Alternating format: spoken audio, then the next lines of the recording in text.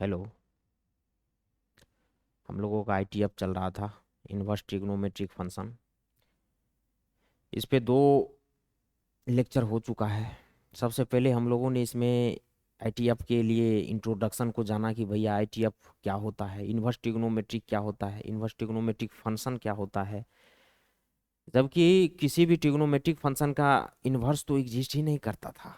हमने देखा था उस चीज़ों को कि इन्वर्स ट्रिग्नोमेट्रिक जो भी ट्रिग्नोमेट्रिक फंक्शन होता है वो बाइजेक्टिव नहीं होता है, डेट इज वन वन नहीं होता था। बाइजेक्टिव का क्या मतलब है? वन वन ऑन टू होना चाहिए। वन वन नहीं होता था। आपने देखा था पीरियोडिसिटी चेक करके साइन एक्स फंक्शन के लिए, साइन एक्स फंक्शन के लिए आपने देखा था कि से डिफरेंट डिफरेंट इनपुट के लिए सेम आउटपुट आ जा रहा था। और जब भी किसी फंक्शन का डिफरेंट डिफरेंट आउटपुट का सेम डिफरेंट डिफरेंट इनपुट का सेम आउटपुट हो जाए वो फंक्शन वन वन नहीं होता है। वन वन क्या होता है? डिफरेंट डिफरेंट इनपुट का डिफरेंट डिफरेंट आउटपुट होना चाहिए। अगर कोई फंक्शन सेट ए से सेट बी में हो रहा है, मतलब सेट ए के डिफरेंट डिफरेंट एलिमेंट का डिफरेंट डिफरेंट इमेज होना चाहिए सेट बी में। या ये भी बोल सकते हो आपकी डिफरेंट डिफरेंट मैपिंग होना चाहिए, तभी उस फंक्शन को वन वन बोलेंगे। कोई दो एलिमेंट का एक इमेज हो जाए वो फंक्शन वन वन नहीं होगा। हम लोगों ने ग्राफिकल मेथड से भी जाना था। और कोई भी ट्रिग्नोमेट्रिक फंक्शन क्यों उसका इनवर्स क्यों एग्जिस्ट नहीं करता है? क्योंकि वो पीरियोडिक फंक्शन होता है। पीरियोडिक फंक्शन का क्या मतलब देखा था हम लोगों ने? पीरियोडिक फंक्शन वैसा फंक्शन जो अपने रेगुलर इंटरवल में वैल्यू को रिपीट कर रहा था।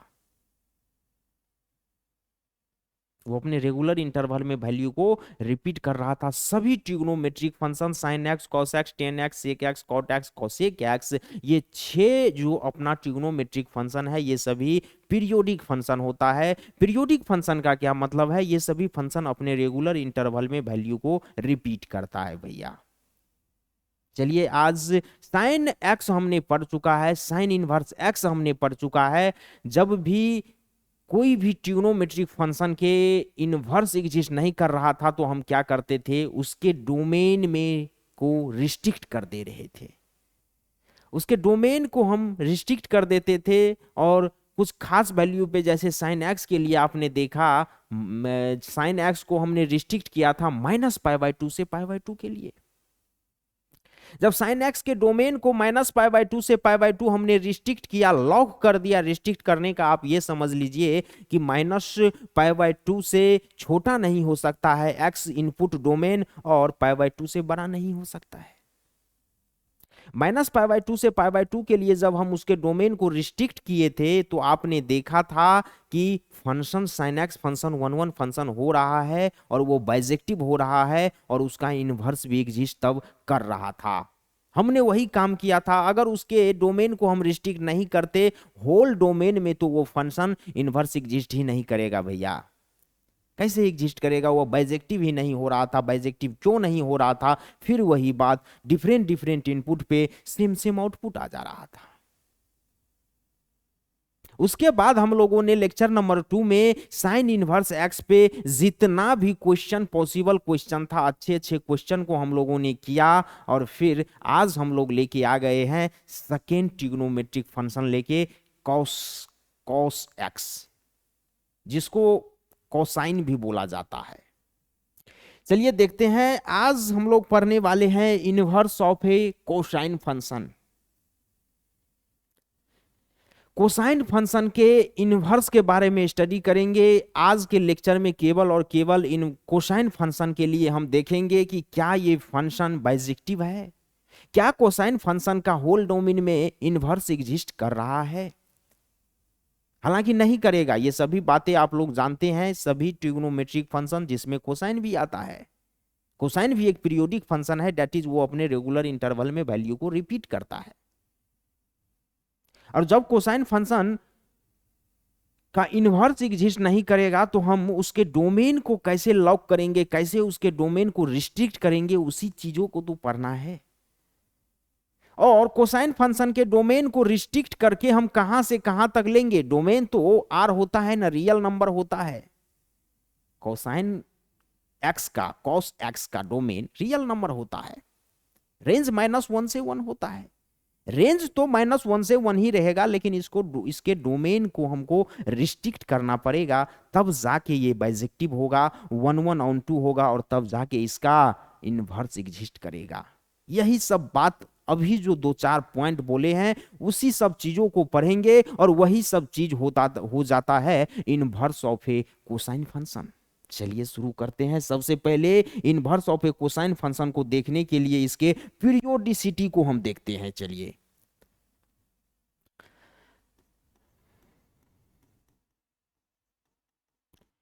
Periodicity of cosine function.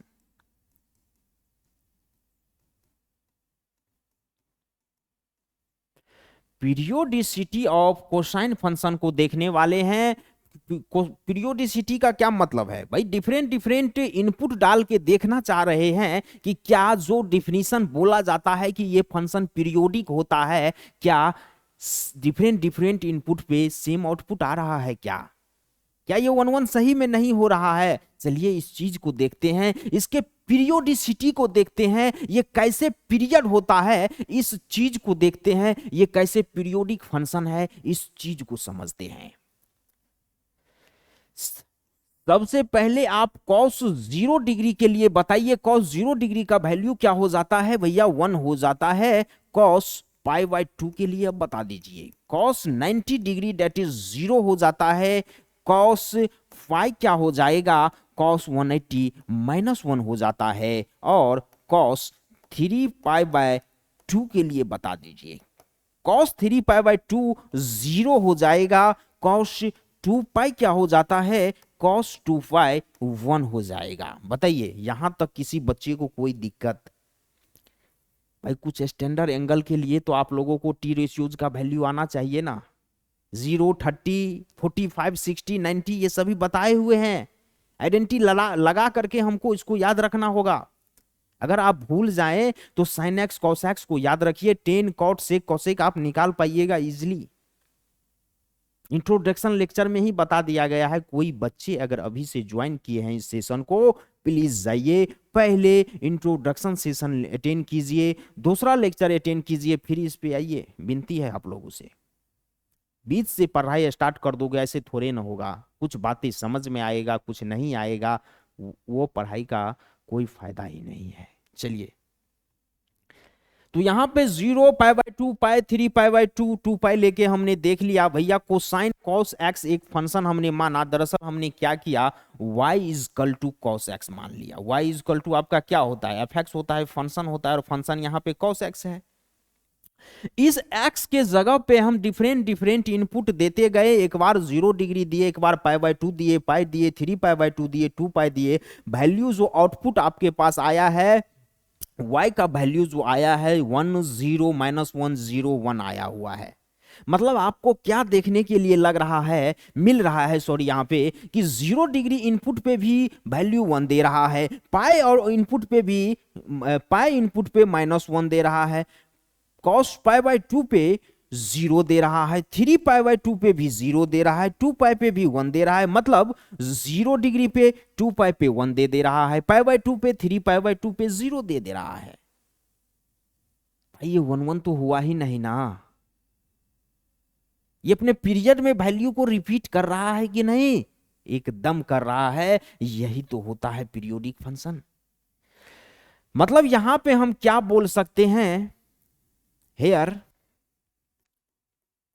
Hair here cos, sorry cos x ने, here 0 degree 2π, 0 degree 2π and π/2 3π/2, π/2 3π/2 has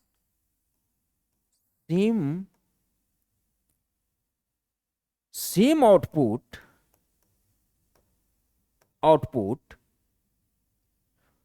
1 and 0 respectively.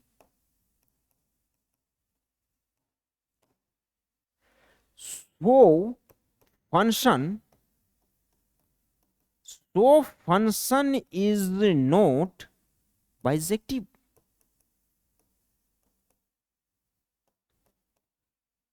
Function का मतलब क्या है यहां से, कॉस एक्स फंक्शन। मतलब ये जो हम लिख दिए हैं लैंग्वेज के ये वे में, जो भी अभी बातें बताए हैं वही सभी चीजें तो हमने लिखा है। 0 डिग्री पे 2 पाई डिग्री, 2 पाई पे रेडियन पे, एंड पाई/2 3 पाई/2 पे सेम आउटपुट है 1 और 0 रिस्पेक्टिवली। मतलब क्या है रिस्पेक्टिवली का, 0 डिग्री 2 पाई पे तो 1 है एंड लगा है, एंड पाई/2 3 पाई/2 पे आउटपुट 0 है। देखिए ना, 0 पे 2 पाई पे आपका 1 आउटपुट है, पाई/2 3 पाई/2 पे 0 आउटपुट है। सेम सेम आउटपुट मिल रहा है, इसलिए ये फंक्शन बाइजेक्टिव नहीं है। चलिए यहां तक इसको एक बार नोट करिएगा। अब इसके पीरियोडिसिटी को ग्राफिकल मेथड से समझते हैं। चलिए इसको नोट कर लीजिए, यहां तक पॉज करके आगे बढ़ते हैं।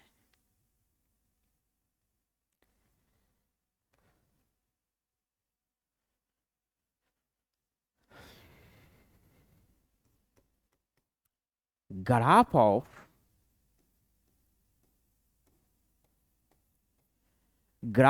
y is equal to cos x, y is equal to cos x। cos x का ग्राफ देखने जा रहे हैं हम लोग, जहां पे x -2 पाई से greater than is equal to होगा and less than is equal to 2 pi होगा।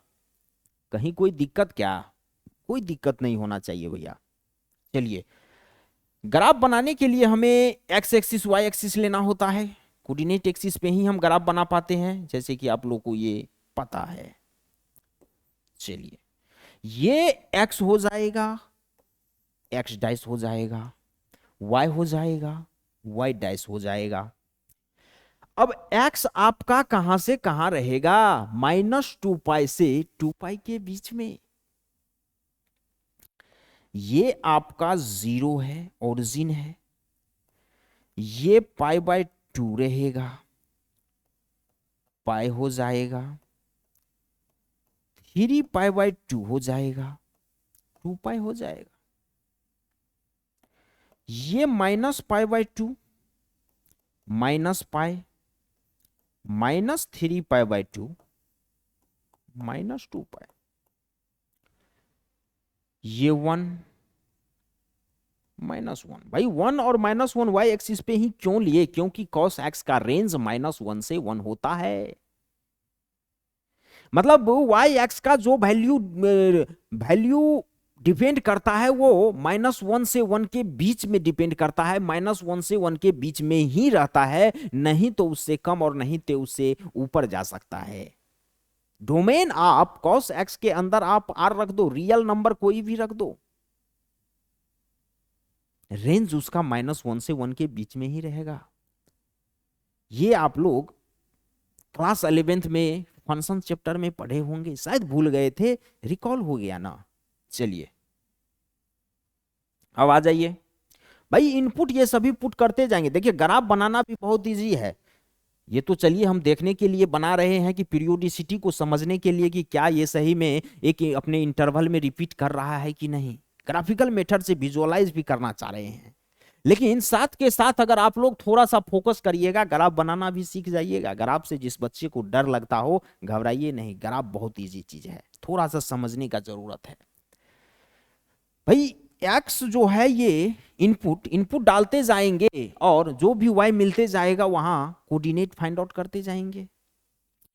0 रखोगे एक्स के जगह पे, cos 0 डिग्री क्या होता है, 1 हो जाता है। 1 कहां पे है, यहां पे है। भाई x में 0, y में 1 होगा। 0 रखोगे तो y equal to cos x है, cos 0 1 होगा, y इक्वल टू 1 हो जाएगा। x कोऑर्डिनेट 0 हुआ तो y कोऑर्डिनेट 1 आया। 0 1 को कहां पे आप कोऑर्डिनेट सिस्टम इसका क्या होगा, यहां हो जाएगा कोऑर्डिनेट इसका।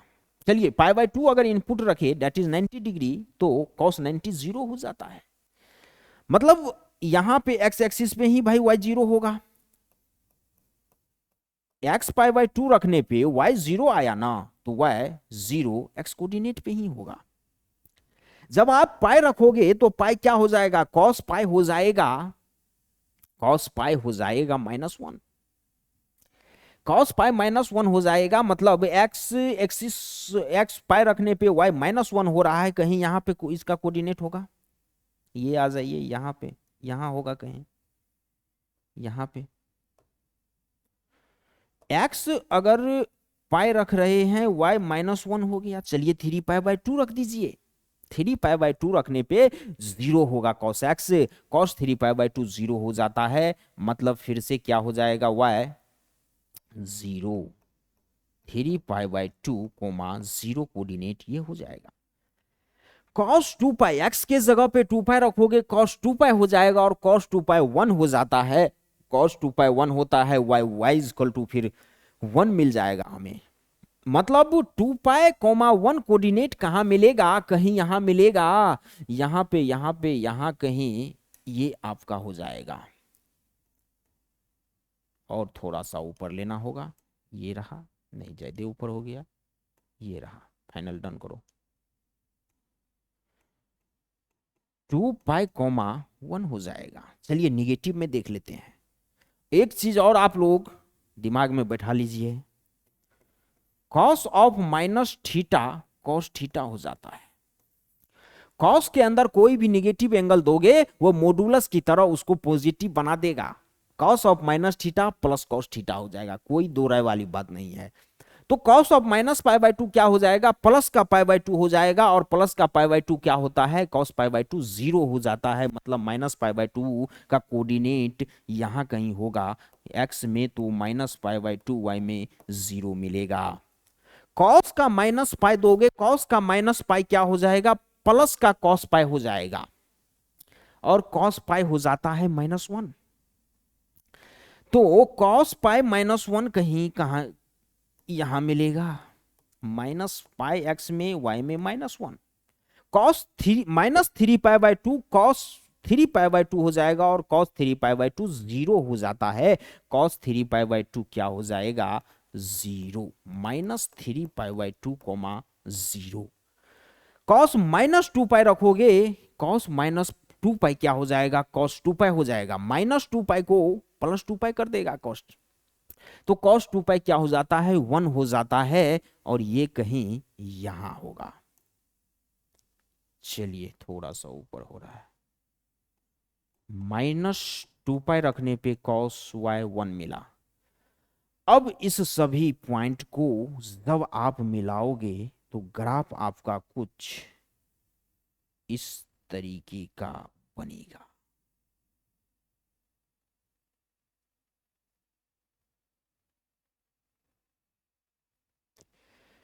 ये आपका रहा y equal to cos x का ग्राफ। अब बताइए, क्या ये खास पीरियड में रिपीटेशन नहीं दिख रहा है क्या? भाई यहां जिस तरीके का ग्राफ है यहां भी उसी तरीके का है, फर्दर आगे जाएगा फिर उसी तरीके का होगा, माइनस इनफाइनाइट तक इधर जाएगा और इधर प्लस इनफाइनाइट तक जाते जाएगा। ये ग्राफ एक खास पीरियड में रिपीटेशन कर रहा है कि नहीं कर रहा है, कोई डिफरेंस है? कोई डिफरेंस नहीं है। अगर वाई एक्सिस को एज ए आप मिरर इमेज ले ले तो मिरर ले ले तो यहां मिरर इमेज इसका जो इधर है वही इधर है, सेम सेम फोटोकॉपी है। तो ये तो पता चल रहा है, यहां दिख भी रहा है कि भैया cos x जो है एक पीरियोडिक फंक्शन है, वो अपने वैल्यू को एक पीरियड में रिपीटेशन कर रहा है। तो ये तो इस होल डोमेन में, डोमेन आर में, ये तो कभी भी इन्वर्स इसका एग्जिस्ट नहीं करेगा, ये तो बाइजेक्टिव होगा ही नहीं। इसको बाइजेक्टिव बनाने के लिए अब हम लोग क्या करेंगे, जैसे साइन एक्स को बाइजेक्टिव बनाने के लिए हम लोगों ने क्या किया था, उसके डोमेन को रिस्ट्रिक्ट किया था -π/2 से π/2, उसी तरीके से यहां भी देखना होगा कि कितने से कितने वैल्यू ले ले ताकि आउटपुट रिपीट ना करे। यहां हमें दिख रहा है अगर हम 0 से पाई लॉक कर दें तो इसका आउटपुट रिपीट नहीं कर रहा है। cos 0 पे आपका वैल्यू 1 आएगा, cos π/2 पे आपका 0 आएगा, और cos π पे -1 आएगा। इसके बाद जैसे आगे जाओगे, मान लो cos 3π/2 पे जा रहे हो तो फिर से 0 आ जाएगा, तब तो π/2 पे भी 0 आया था ना, तब तो दो दो आउटपुट पे सेम इनपुट, दो दो इनपुट पे सेम आउटपुट हो जा रहा है, फिर तो नियम का उल्लंघन हो जाएगा। तो यहाँ पे इससे हम तय करते हैं कि भैया यहाँ पे इसके डोमेन को तो पाई तक ही हमको रिस्ट्रिक्ट करना होगा, रोकना होगा। चलिए अब इधर 0 तक ही क्यों, -π/2 क्यों नहीं ले रहे हैं? -π/2 लोगे तब भी आउटपुट 0 आ जाएगा, मतलब π/2 पे भी 0 और -π/2 पे भी 0 हो रहा है, मतलब फिर से पंगा हो जाएगा। इसीलिए -π/2 नहीं ले सकते हैं, तो 0 ही लेना होगा, उससे जस्ट बड़ा 0 है। मतलब कहीं इस चीज को लॉक करना हो रहा पड़ रहा है।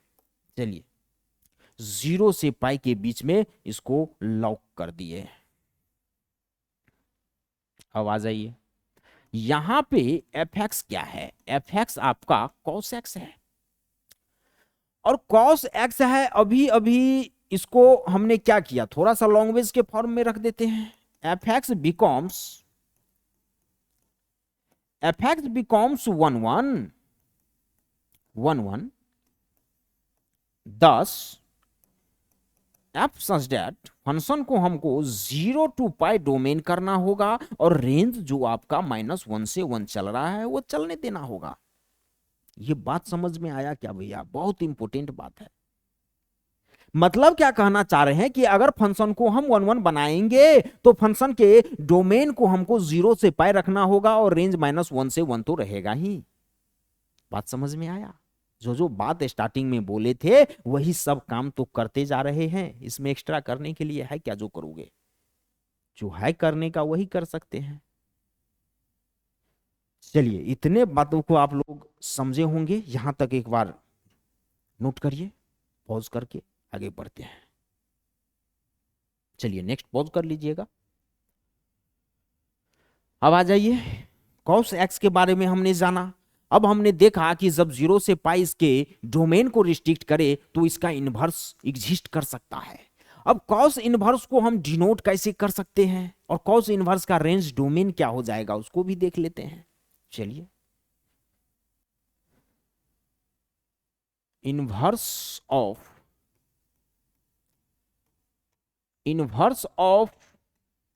cos x denoted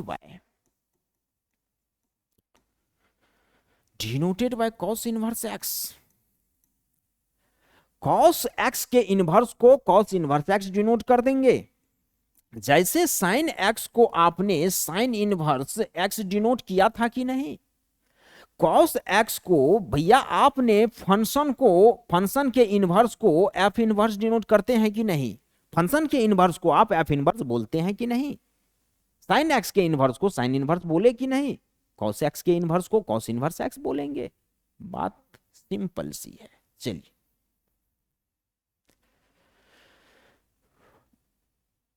अब x इजकल टू अगर cos थीटा है तो यहां पे cos इधर जाएगा, cos inverse x is equal to theta हो जाएगा। यहां आपके पास क्या है भैया, इसमें domain x is equal to cos theta में डोमेन और रेंज क्या है? डोमेन आपका ये थीटा है, ये थीटा डोमेन है, और x क्या है? यहां पे रेंज है, x यहां पे रेंज है।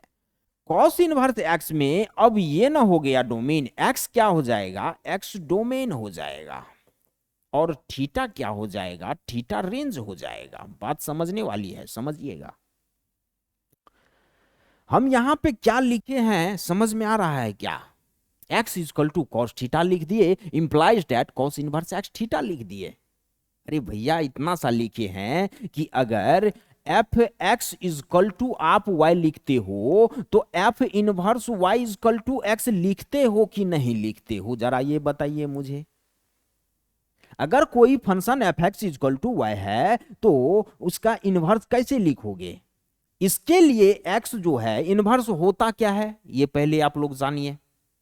इनवर्स कोई भी अगर a टू b सेट कोई f फंक्शन हो रहा है तो b टू a क्या होगा? उसका f इनवर्स होगा। हालांकि f बाइजेक्टिव होना चाहिए तभी उसका इनवर्स एग्जिस्ट करेगा। मतलब ऐसे अगर f हो रहा है तो ऐसे f इनवर्स होगा। इस डायरेक्शन में फंक्शन हो रहा है तो इधर से इधर आएगा तो एफ इनवर्स होगा। इस डायरेक्शन में cos x हो रहा है, इस डायरेक्शन में cos इनवर्स x होगा। बात समझे? तो यहां पे वही बात करना चाह रहे हैं, जब आप मान लीजिए ये ए सेट बी सेट है, ये आपका फंक्शन एफ है ए टू बी और B to A f inverse है। अगर ये फंक्शन ए टू बी, तो फंक्शन एफ के लिए डोमेन कौन होगा भैया? ए से बी हो रहा है ना, डोमेन तो सेट ए होगा। बात समझिएगा, डोमेन सेट ए होगा और बी क्या हो जाएगा? रेंज हो जाएगा इसके लिए, फंक्शन के लिए। लेकिन एफ इनवर्स के लिए डोमेन क्या होगा? सेट बी हो जाएगा एफ इनवर्स के लिए डोमेन, क्योंकि बी टू ए हो रहा है और रेंज क्या होगा? सेट ए होगा। बात समझे? इसके लिए फंक्शन के लिए जो डोमेन है एफ इनवर्स के लिए, वो चीज रेंज का काम कर रहा है, और फंक्शन के लिए जो रेंज है वो एफ इनवर्स फंक्शन के लिए डोमेन का काम कर रहा है। वही चीज यहां पे देखना चाह रहे हैं कि अगर x equal to cos theta है तो cos inverse x equal to theta हो जाएगा। यहां पे x आपका रेंज है, थीटा यहां पे डोमेन है, सारा चीज दिख रहा है। क्यों थीटा डोमेन है? क्योंकि इनपुट जो भी होता है वो डोमेन होता है। क्यों x रेंज है? क्योंकि आउटपुट जो होता है वो रेंज होता है। बात समझे? अब यहां आ जाइए, cos inverse x equal to theta है, यहां तो x रेंज था, यहां x डोमेन हो गया। क्यों यहां x डोमेन हुआ? क्योंकि इनवर्स फंक्शन के लिए, cos इनवर्स के लिए ये x अभी डोमेन का काम कर रहा है, इनपुट का काम कर रहा है, इसीलिए x डोमेन हो जाएगा। और थीटा रेंज क्यों हुआ? क्योंकि थीटा आउटपुट का काम कर रहा है, इसीलिए थीटा रेंज हो जाएगा। बात समझे क्या? चलिए और भी समझिएगा, आगे बढ़ते रहिए। यहां तक जितना हमें लग रहा है पूरा समझ में आ गया होगा। किसी बच्चे को थोड़ा कम भी आया हो, धैर्य रखिए, आगे पूरा क्लियर हो जाएगा। तो यहां पे cos एफ इनवर्स क्या हो जाएगा भाई? आपका फंक्शन जो था यहां इसी तरीके से ले लेते हैं। चलिए, cos x, आप इसके डोमेन को रिस्ट्रिक्ट कहां से कहां किए इनवर्स एग्जिस्ट करने के लिए? 0 से पाए, 0 पाई से लेके -1 to 1 रेंज किए थे। यही अगर cos इनवर्स x के डोमेन और रेंज को इस तरीके से लिखे तो क्या लिखेंगे भाई? cos x का जो रेंज है वो इसके लिए डोमेन हो जाएगा। cos x का जो रेंज है वो इनवर्स cos इनवर्स x के लिए रेंज हो जाएगा, और cos x का जो डोमेन है वो cos इनवर्स x के लिए रेंज डोमेन हो जाएगा। चलिए, cos इनवर्स x का डोमेन हो जाएगा इसका रेंज -1 से 1, और cos इनवर्स x का रेंज हो जाएगा cos x का डोमेन, दैट इज 0 से पाई। बात समझ में आया क्या भाई? बहुत इंपॉर्टेंट बात है, ये सब इग्नोर नहीं कर सकते हो, इसको इग्नोर मत करना। चलिए, इसको यहां तक एक बार नोट कीजिए, पॉज करके आगे बढ़ते हैं। आ जाइए, अब एक बार जो है cos x का तो आपने होल डोमेन में देखा था ना ग्राफ। अब रिस्ट्रिक्ट करके थोड़ा सा देखते हैं कि cos x का ग्राफ 0 से पाई में कैसा होता है, फिर cos इनवर्स x का भी ग्राफ देखेंगे। चलिए, graph of cos x, domain 0 से पाई, रेंज -1 से 1, -1 से 1। मतलब क्या है इसका? y equal to cos x है, और x कहां से कहां है? ये रहा इसका इनपुट x, 0 से तो ग्रेटर या इक्वल होगा, लेकिन लेस देन या इक्वल पाई के होगा। चलिए भैया, एक्सिस लेना होता है।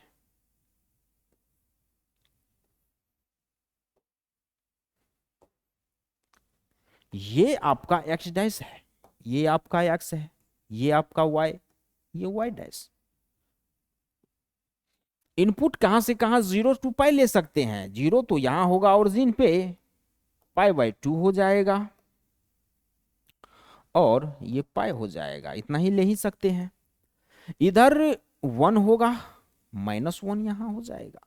कॉस इनपुट 0 डालोगे, कॉस 0 क्या हो जाएगा, 1 हो जाएगा। वाई तो 0 पे तो 1 मिला। पाई बाय 2 डालोगे तो 0 मिलेगा, मतलब पाई बाय 2 कॉमा 0 कहीं यहां होगा।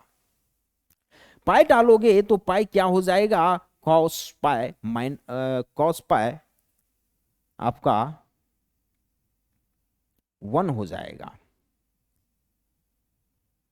नहीं नहीं, कॉस पाई 1 कैसे हो जाएगा, -1 हो जाएगा। कॉस पाई -1 हो जाएगा आपका। ये यहां पे कहीं इसका कोऑर्डिनेट होगा, एक्स में पाई, वाई में -1 हो जाएगा, यही ग्राफ होएगा। ये आपका कहीं इस तरीके का ग्राफ होगा।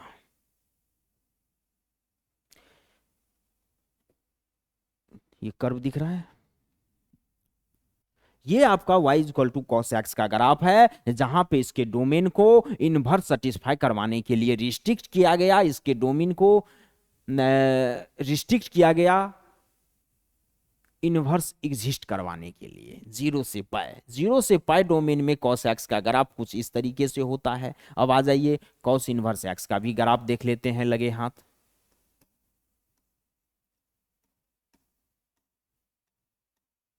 ग्राफ ऑफ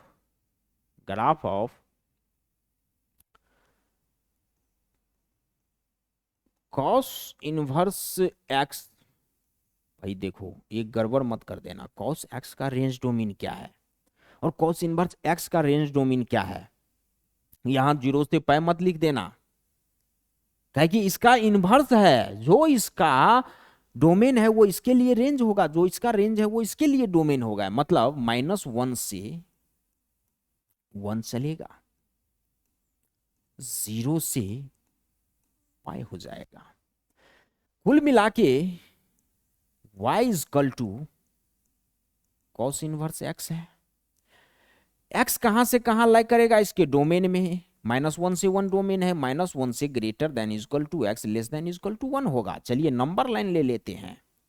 भाई आपके पास इनपुट पता है, आउटपुट निकाल के ग्राफ आप भी ड्रॉ कर सकते हो। y एक्सिस ले लिए, x dash x, y y dash, -1 से 1, ये कहीं -1 रहा, ओरिजिन पे 0 होगा और यहां कहीं 1 रहेगा। और 0 टू पाई लेना है, 0 रहा, यहां पाई बाय 2 होएगा और यहां पाई होगा। चलिए -1 सबसे पहले इनपुट रखेंगे। जब कॉस इनवर्स के लिए आप -1 रखोगे तो कॉस इनवर्स के लिए -1 क्या हो जाता है, पाई हो जाता है। पाई वैल्यू y पाई हो जाएगा। भाई इनपुट -1 दोगे इनवर्स कॉस इनवर्स एक्स में तो आउटपुट हमें पाई मिलेगा, -1 पाई। चलिए 0 रखते हैं, कॉस 0 रखेंगे तो क्या हो जाएगा, कॉस 0 रखने पे इनपुट अगर 0 दोगे आउटपुट पाई बाय 2 मिलेगा। भाई कॉस 90 0 होता है कि नहीं। कॉस इनवर्स 0 रखोगे तो इनपुट अगर 0 दोगे यहां पे तो आउटपुट y क्या मिलेगा, पाई बाय 2 मिल जाएगा। ये कहीं आपका हो गया 0 पे पाई बाय 2। अब अगर इनपुट 1 देते हो, cos 1 क्या हो जाता है, अगर इनपुट 1 दोगे तो y 0 मिलेगा। भाई cos 1 0 होता है कि नहीं, cos 0 डिग्री 1 होता है कि नहीं। चलिए इसका ग्राफ कुछ इस तरीके से ऐसे बनेगा भैया, दिख रहा है कर्व। ये आपका कॉस इनवर्स एक्स का ग्राफ है, जहां पे डोमेन 1 से 1 है, रेंज 0 से पाई है। कॉस एक्स के डोमेन को हमने रिस्ट्रिक्ट किया था इसके इनवर्स को एग्जिस्ट करवाने के लिए, और जब डोमेन इसका 0 टू पाई हुआ तो कॉस इनवर्स एक्स एग्जिस्ट हुआ, और कॉस इनवर्स एक्स का फिर तो भैया डोमेन जो है वो तो रेंज होना है ना। इसे भी आप याद रख सकते हो, इसको एक बार नोट करिए ग्राफ और आप सही ढंग से बनाइए अपने कॉपी पे नोटबुक पे। आगे बढ़ते हैं, चलिए नेक्स्ट। अब कुछ ऑब्जर्वेशन लेना है। कॉस इनवर्स एक्स आपका इनवर्स ऑफ कॉस फंक्शन खत्म है कहीं ना कहीं, लास्ट चल रहा है। यहां कुछ ऑब्जर्वेशन ले लेंगे, सम ऑब्जर्वेशन, सम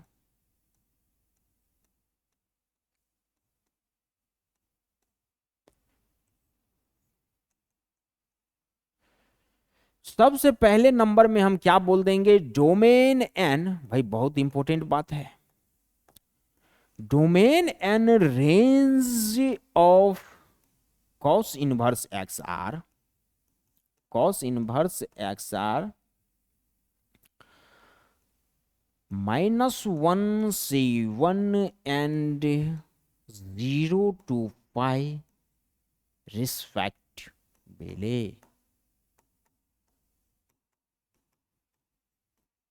बात समझ में आया क्या भाई? डोमेन और रेंज कॉस इनवर्स एक्स का क्या होता है वो आपको याद रखना होगा। डोमेन -1 to 1 होता है और रेंज 0 to पाई होता है। चलिए बहुत बढ़िया बात है।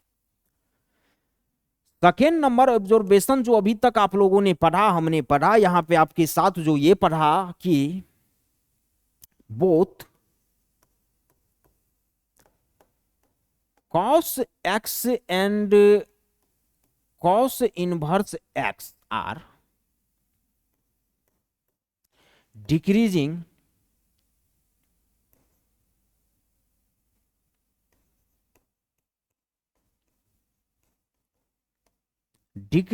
Function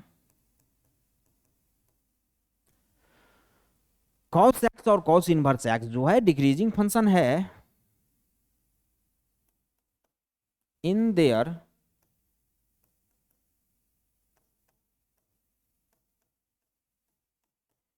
respective domain. बात समझ में आ रहा है क्या भाई? cos x और cos इनवर्स x ये दोनों कैसा फंक्शन है, एक डिक्रीजिंग फंक्शन है अपने रिस्पेक्टिव डोमेन में। रिस्पेक्टिव डोमेन का क्या मतलब है? cos x का जो डोमेन है वो अपने डोमेन में, इसका डोमेन क्या है 0 to पाई, मतलब cos x 0 to पाई में डिक्रीजिंग है और cos इनवर्स x जो है वो अपने डोमेन में, इसका डोमेन क्या है -1 to 1, -1 to 1 डोमेन में ये डिक्रीजिंग फंक्शन है। नहीं समझ में आ रहा है ना? बस बोलने से क्या होता है, सर बोल दिए कि अपने डोमेन में ये डिक्रीजिंग है, और बढ़िया से इसको एलुबरेट किया जाए क्या? चलिए करते हैं।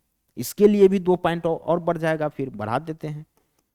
पहले पॉइंट में मान लीजिए θ1 लेस देन है θ2, इंप्लाइज दैट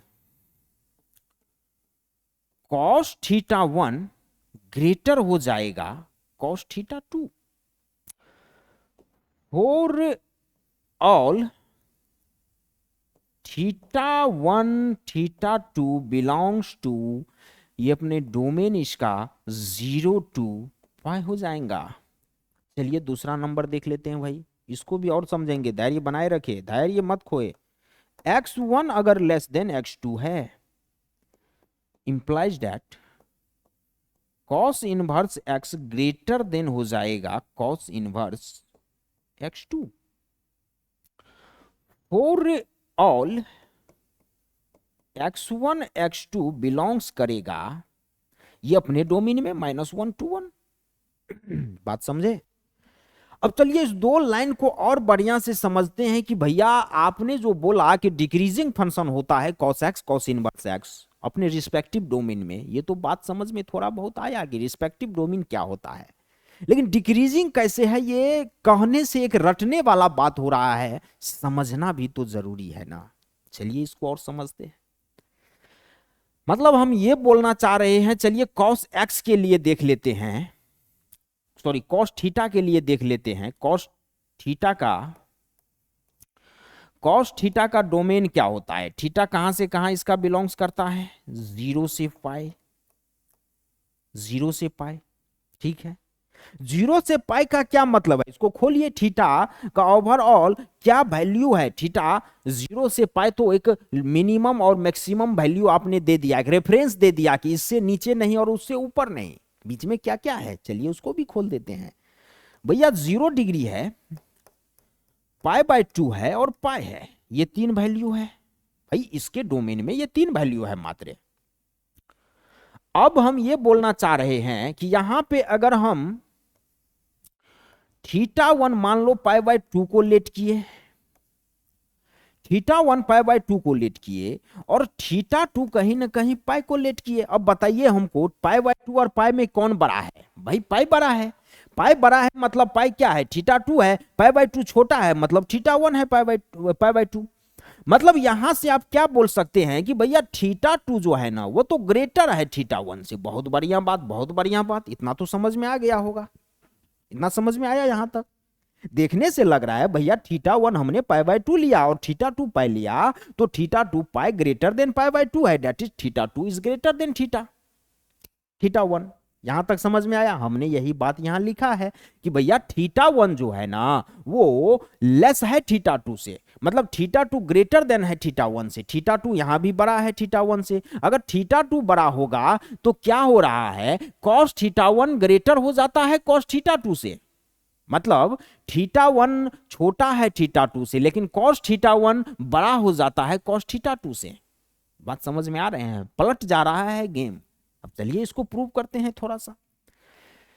यहां दोनों थीटा के लिए देखना होगा भैया cos π/2 और cos पाई के लिए देखना होगा θ1 π/2 θ2 π/2। जब ले ही लिए हैं वैल्यू रख के देख लेते हैं भाई। cos π/2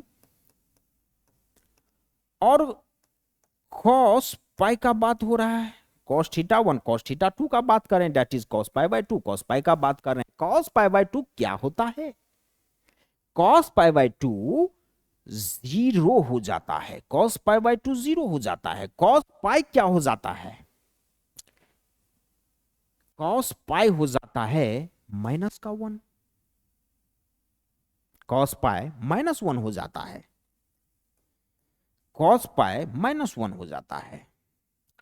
अब हमको ये बताइए cos π/2 आपका जीरो है, cos पाई आपका -1 है। जीरो और -1 में कौन बड़ा कौन छोटा हुआ? जीरो बड़ा हुआ। जीरो बड़ा हुआ मतलब cos π/2 कहीं ना कहीं ग्रेटर है cos पाई से।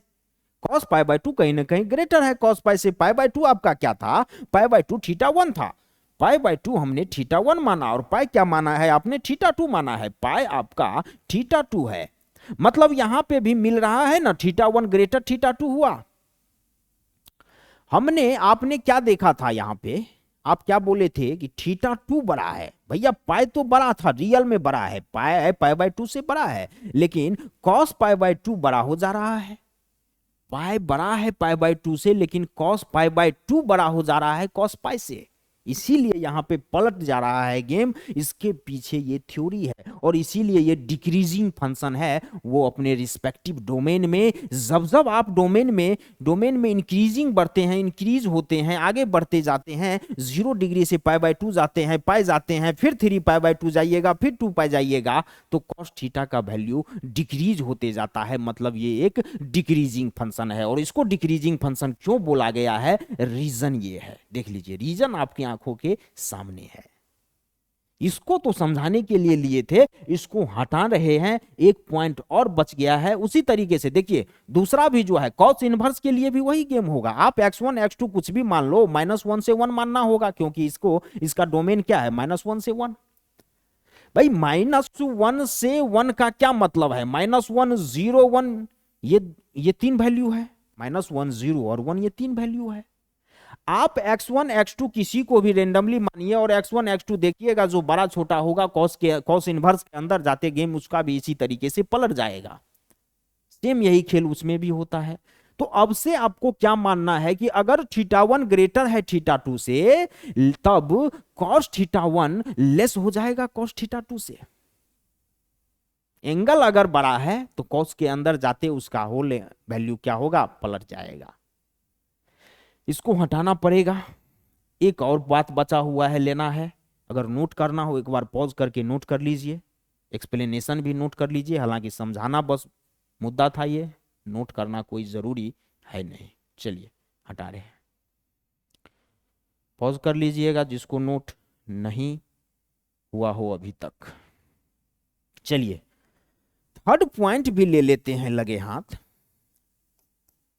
Minimum minimum and maximum, minimum and maximum value of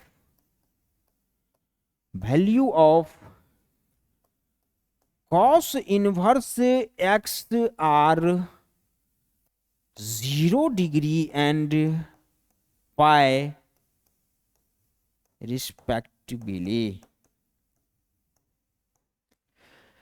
जैसे आपने पढ़ा था साइन इनवर्स एक्स का मिनिमम और मैक्सिमम वैल्यू क्या था, तो साइन इनवर्स एक्स के लिए जो उसका रेंज का वैल्यू था वही इसका उसका -π/2 से π/2 जो रेंज था -π/2 मिनिमम वैल्यू था, मैक्सिमम π/2 था। उसी तरीके से cos इनवर्स एक्स के लिए cos इनवर्स एक्स का रेंज क्या होता है, 0 से पाई हो जाता है, तो इसका मिनिमम वैल्यू क्या हो जाएगा cos इनवर्स एक्स का 0 डिग्री और मैक्सिमम वैल्यू पाई रेडियन हो जाएगा। ये आपका इनवर्स ऑफ cos एक्स खत्म होता है। यहां तक सभी बातें हमने cos इनवर्स एक्स के लिए जाना। अब इस पे क्वेश्चन होगा, क्वेश्चन लिया जाएगा नेक्स्ट सेशन में। cos इनवर्स एक्स पे क्वेश्चन लेंगे। बने रहिए, पढ़ते रहिए। आज की क्लास को यहीं तक रखते हैं। धन्यवाद।